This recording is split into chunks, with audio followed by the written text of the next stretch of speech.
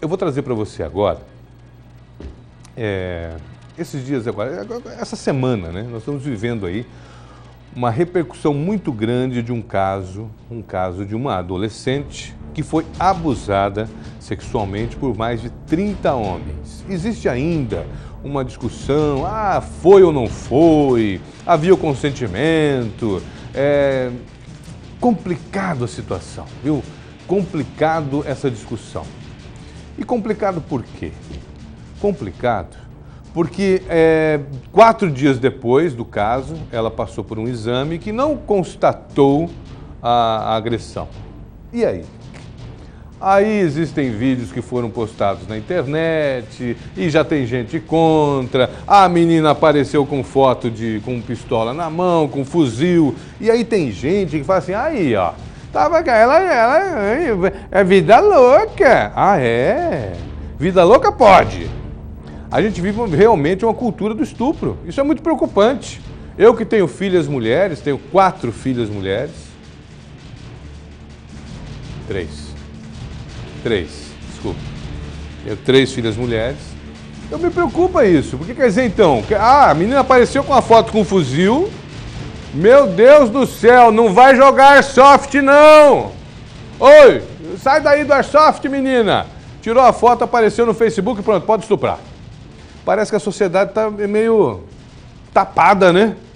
Nós estamos voltando não, nem sei para onde que a gente está indo. Estamos sem direção, na verdade. Os jovens que estupraram essa garota lá no Rio de Janeiro, né, foram presos, alguns deles. Inclusive, outro foi preso ontem, um terceiro. Eu vou trazer uma reportagem para você que foi veiculada no Brasil Urgente, feito pela Band Rio. E nós vamos mostrar agora a prisão de alguns dos acusados, inclusive, entre eles, um jogador de futebol. E me enojou, inclusive, a apresentação desse jogador à delegacia com outro amigo dele, que estava lá um dos que divulgou o vídeo, que entrou sorrindo. Entrou rindo na delegacia, como se fosse a coisa mais natural do mundo. Se fosse a sua irmã, será que você sorriria também? Se fosse a mamãezinha, será que sorriria também? Pimenta no olho dos outros é colírio, né? Roda o VT. Lucas Perdomo Duarte Santos, de 20 anos, apontado como namorado da vítima, foi preso durante a tarde no centro do Rio. Já Raide Souza, de 22 anos, se apresentou à Delegacia de Apoio à Criança e Adolescente Vítima. Ambos foram levados para a cidade da polícia. Os dois já haviam prestado depoimento na última sexta-feira. Foi na casa de Lucas que a adolescente diz ter passado a noite antes de ser levada para o local do estupro. Raí assumiu ser o responsável pela gravação do vídeo da jovem desacordada.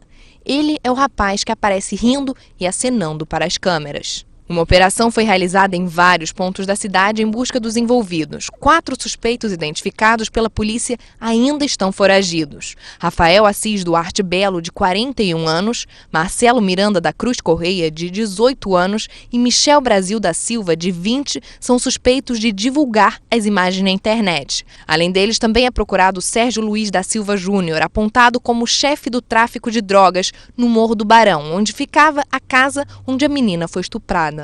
Como chefe do tráfico, ele tem o domínio final do fato. Ele sabe tudo o que acontece. E o que acontece no morro é com a anuência dele. Então, ele vai responder pelo mesmo crime. Chega muito áudio do WhatsApp sobre esse fato, que a maioria é especulação. E um deles falam que... porque lá no tráfico não pode acontecer, porque os traficantes, eles não admitem. Mentira! Isso que os traficantes fazem. Os traficantes, eles entram nas residências, eles pegam as meninas, tá, e estupram. Tá? O traficante veio para matar, o traficante faz estupro, sim. Ele não admite que o outro faça, mas ele faz. Apesar do laudo do Instituto Médico Legal não apresentar indícios de que houve violência física contra a jovem, a delegada responsável pelo inquérito não tem dúvidas de que houve estupro. A minha convicção é que houve estupro. Tanto que houve estupro que até está lá no vídeo, mostrando o rapaz manipulando a menina. Então, o estupro está provado. O que eu quero provar agora, a extensão desse estupro. Quem praticou esse estupro? Se foram 5, 10, 30, é isso que essa prisão temporária foi decretada. A gente quer verificar quantas pessoas praticaram esse crime.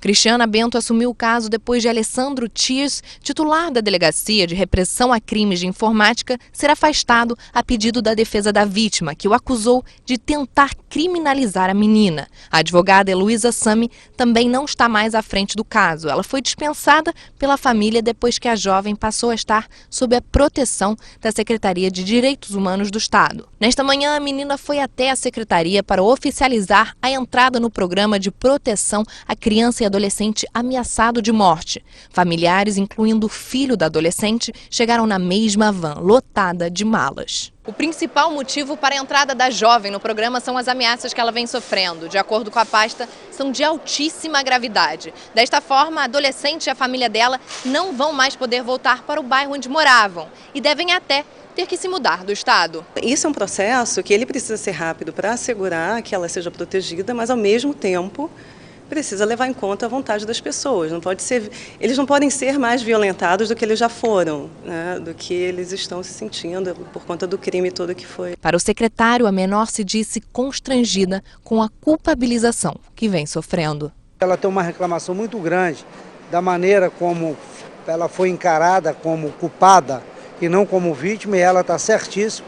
O fato dela ter 16 anos de idade já garantiria a ela todo tipo de proteção. Ela é uma menor amparada pela legislação e pela Lei 8.069, que é o Estatuto da Criança e do Adolescente.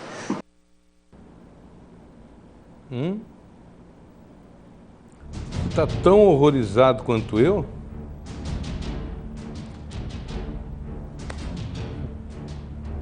Cadê o botão do pare aí? Para aí que eu quero descer. Eu tô que nem o Raul Seixas. Pare o mundo que eu quero descer. Quer dizer, estupra uma menina, aí agora é essa coisa, que cultura que é essa? Olha, eu vou continuar conversando sobre esse assunto aqui. Eu estou recebendo aqui no estúdio a Jaqueline Oliveira. Ela é organizadora do movimento contra a cultura do estupro. Jaqueline, eu vou te chamar para essa discussão, porque não importa se a família não estava cuidando dela, se ela estava no meio do tráfico, se ela tirava foto com arma. Eu estou doido ou é isso mesmo? Porque na minha cabeça é isso, não importa o que estava acontecendo. É óbvio, ela estava numa situação de risco, ela se colocou em situação de risco. Mas isso não minora, e isso não pode ser uma cerca por onde nós vamos esconder, né, a questão do estupro. Concorda com isso? Boa tarde, bem-vindo ao programa. Sim, boa tarde, agradeço pelo convite. E é exatamente isso, não existe nada que justifique um ato tão violento que fizeram com essa moça e que fazem todos os dias com todas as mulheres, sabe? Não dá para justificar, achar que é a roupa que ela estava, se ela ingeriu bebida alcoólica, o horário, as pessoas que ela andava, nada justifica isso. Isso eu já estupro. ouvi. Olha a roupa, mas também olha a roupa que ela estava usando. Ué, como assim? Tem roupa agora? Ontem teve um manifesto aqui, né? Vamos colocar imagens do manifesto realizado ontem. Primeiro vamos dizer o seguinte, vamos explicar para o pessoal que movimento é esse? O grupo de mulheres, sabe, várias frentes, mulheres que se organizaram para dar uma resposta, né? Porque a gente está muito indignada, né? E a gente se organizou, foi um ato que aconteceu no Brasil todo, em várias cidades. Foi ontem à tarde, aqui em Cuiabá, ali no movimento Ulisses Guimarães. Isso, exatamente. E a gente organizou esse ato político-cultural contra a cultura do estupro. Esse manifesto, ele não terminou ontem, né? Ele continua agora. Não começou ontem e não terminou ontem. Não, exatamente. A gente... que nomes estão aí?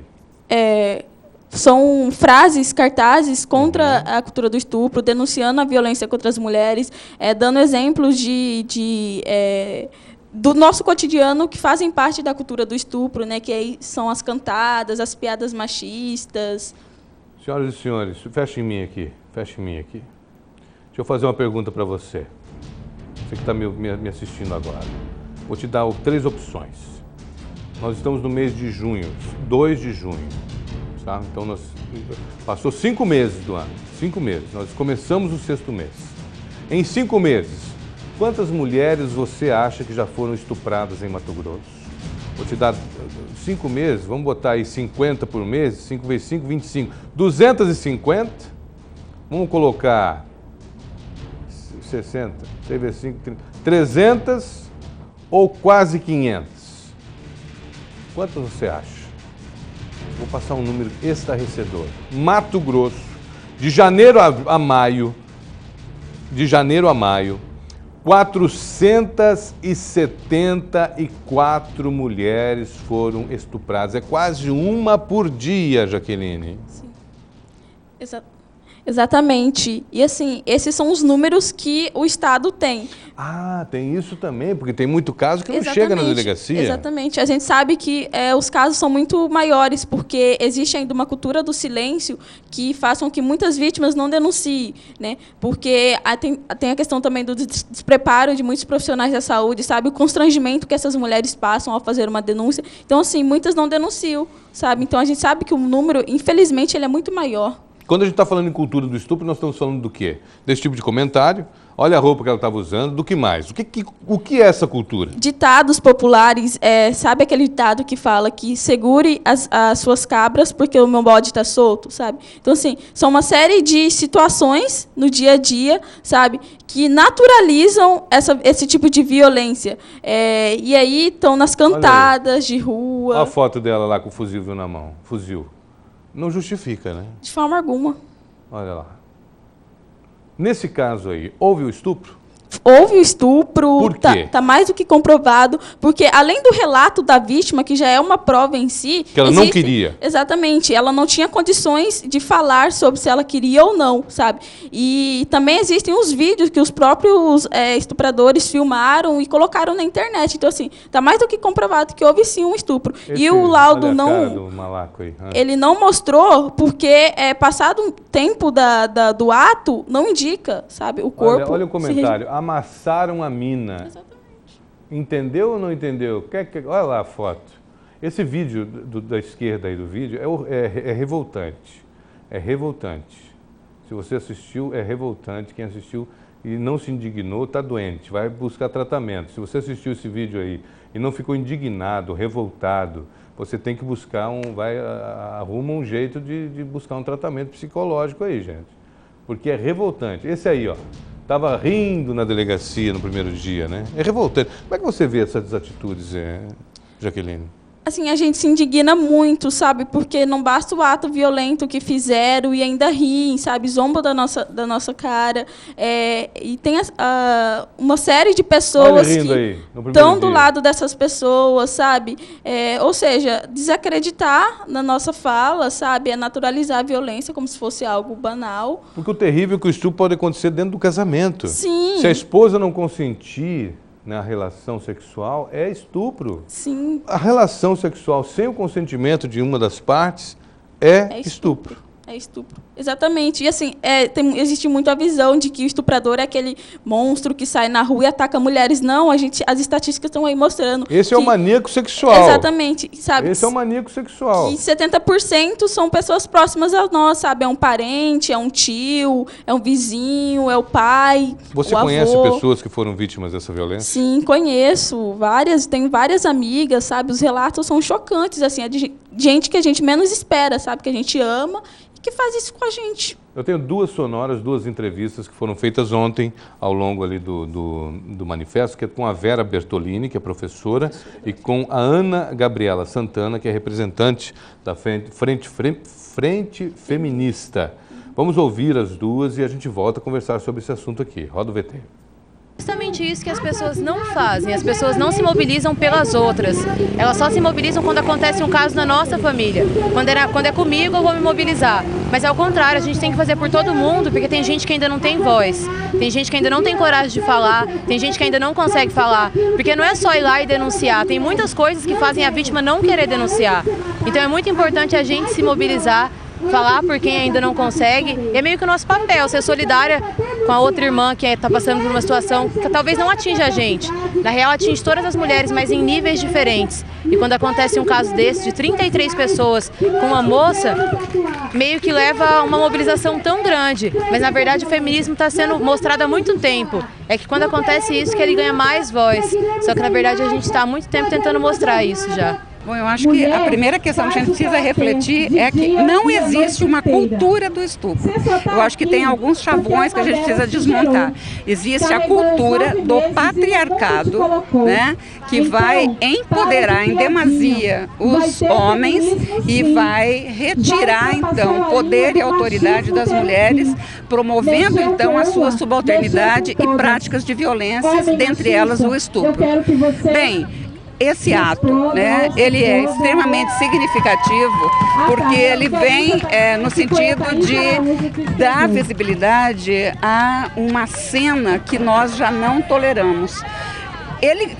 Eu acho que assim, o fato motivador, ele é pontual por conta do estupro que aconteceu com essa adolescente, né? Só que é preciso que essas manifestações elas sejam cotidianas, não manifestações de concentrações, manifestações no âmbito da educação, ou seja, nós vivemos hoje um contrassenso à medida que nós temos no Congresso Nacional uma aprovação de uma mordaça para se discutir as relações de gênero na educação. Por outro lado, nós temos ontem aprovado a toque de caixa a duplicação, né, ou a multiplicação por 2 do tempo de aprisionamento daqueles que praticam estupro. Para mim, penalizar descolado de um processo de educação e de desconstrução dessas práticas autoritárias e abusivas, para mim não serve. Por quê? O que nós temos como práticas de ressocialização com a realidade dos nossos presídios. Os nossos presídios não ressocializam. Então a gente vai ter estupradores dentro de um sistema prisional, aprendendo outras práticas criminais, não é? Que não vai de forma nenhuma superar nem a falta de respeito para com as mulheres e ainda agravada com outros aprendizados que os insere de forma perversa no mundo da criminalidade. Professora Vera Bertolini, grande testemunho aí sobre a situação. Jaqueline, muito obrigado pela tua presença hoje aqui no programa.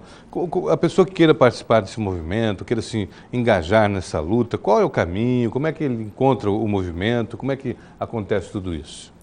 Ela pode estar procurando a nossa página no Facebook, tem da Frente Feminista da UFMT, a Frente de Luta pela Vida das Mulheres, e a gente sempre está organizando, discutindo essas questões, e a gente convida todas as pessoas que têm interesse a participar mesmo, porque essa é uma luta de toda a sociedade. E mais mulheres poderiam estar presentes na manifestação aí, né? Muito obrigado pela tua presença aqui no programa. Sim, nós que agradecemos, em nome do Movimento de Mulheres, por suscitar esse debate.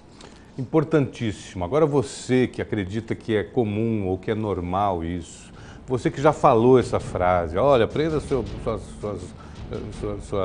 suas cabritas que o meu bode está solto, se você tem isso na mente, repense. Porque aquele rapaz que entrou rindo na delegacia daquela maneira, ele não tem noção ou não tem claro na formação dele a importância da mãe.